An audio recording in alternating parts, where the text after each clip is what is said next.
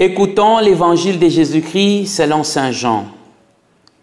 À l'heure où Jésus passait de ce monde à son Père, il disait à ses disciples, « Moi je suis la vraie vigne, et mon Père est le vigneron. Tout sarment qui est à moi, mais qui ne porte pas de fruits, il le nettoie pour qu'il en donne davantage. Mais vous, déjà vous voici nets et purifiés grâce à la parole que je vous ai dite. Demeurez en moi comme moi en vous. De même que le sarment ne peut pas porter du fruit par lui-même s'il ne demeure pas sur la vigne, de même vous non plus, si vous ne demeurez pas en moi. Moi je suis la vigne et vous les sarments. Celui qui demeure en moi et en qui je demeure, celui-là donne beaucoup de fruits, car en dehors de moi, vous ne pouvez rien faire. Si quelqu'un ne demeure pas en moi, il est comme un sarment qu'on a jeté dehors et qui se dessèche. Les sarments secs, on les ramasse, on les jette au feu et ils brûlent. Si vous demeurez en moi et que mes paroles demeurent en vous, demandez tout ce que vous voudrez et vous l'obtiendrez. Ce qui fait la gloire de mon Père, c'est que vous donniez beaucoup de fruits. Ainsi, vous serez pour moi des disciples.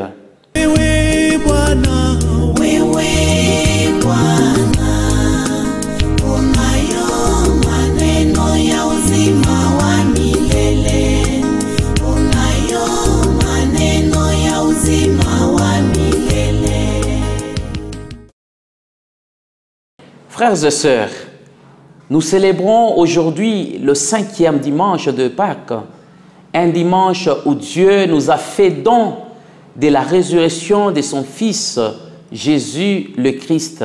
Ces derniers temps, vous le savez, Jésus fait des révélations sur sa propre identité, qu'il est tout d'abord le vrai berger, le bon pasteur et médiateur entre Dieu et les hommes.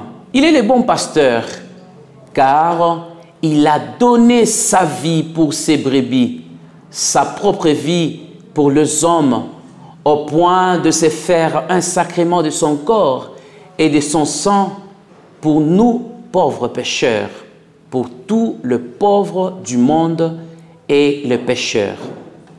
Comme bon pasteur, frères et sœurs, et agneau qui se tient au milieu de nous, il éveille notre conscience en nous rappelant que nous sommes les anges gardiens qui doivent veiller aussi sur la vie des autres, sur la nature, sur l'Église, sur les valeurs qui humanisent l'homme.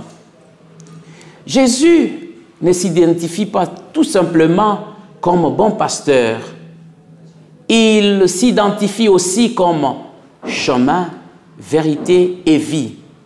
C'est par lui que nous retrouvons le chemin perdu dans ce monde troublant, dans ce monde obscur.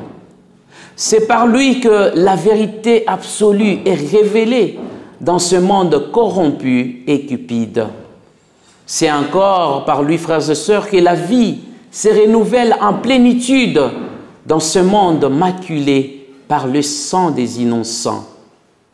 Et dans l'évangile de ce 5e dimanche de Pâques, Jésus lui-même s'est dit qu'il est la vigne, la vraie vigne dont le Père est le vigneron. Et nous sommes les sarments greffés à cette vigne qui est Jésus. Jésus, comme la vraie vigne, est planté au milieu de l'Église, au milieu du monde, dans nos différentes familles, et donne la sève de l'amour, du pardon, de la patience, de la justice, de la fraternité, de la fécondité, de la paix, et pourquoi pas de l'humilité. Frères et sœurs, nous sommes le sarment, nous bénéficions de cette sève de Jésus. Attachés à lui, nous portons beaucoup de fruits d'amour véritables. Pas un amour superficiel qui reste bouturé sur de simples paroles et des discours, mais un amour, frères et sœurs, qui s'accompagne par des actes concrets. D'ailleurs, dans la première lecture et dans la deuxième lecture de ces dimanches, la première lettre de Saint Jean, on insiste sur la charité fraternelle. Mes enfants, nous devons aimer, non pas en parole, ni pas des discours, mais par des actes concrets et en vérité. Voilà comment nous reconnaîtrons que nous appartenons à la vérité et devant Dieu, nous apaiserons notre cœur pour porter alors des fruits en abondance.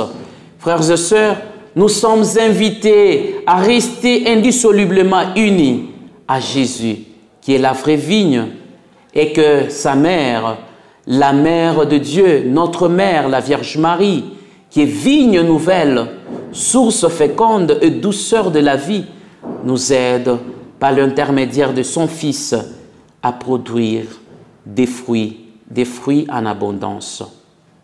Restez toujours fidèles à sa parole et bon dimanche de Pâques à tous. Oui, oui,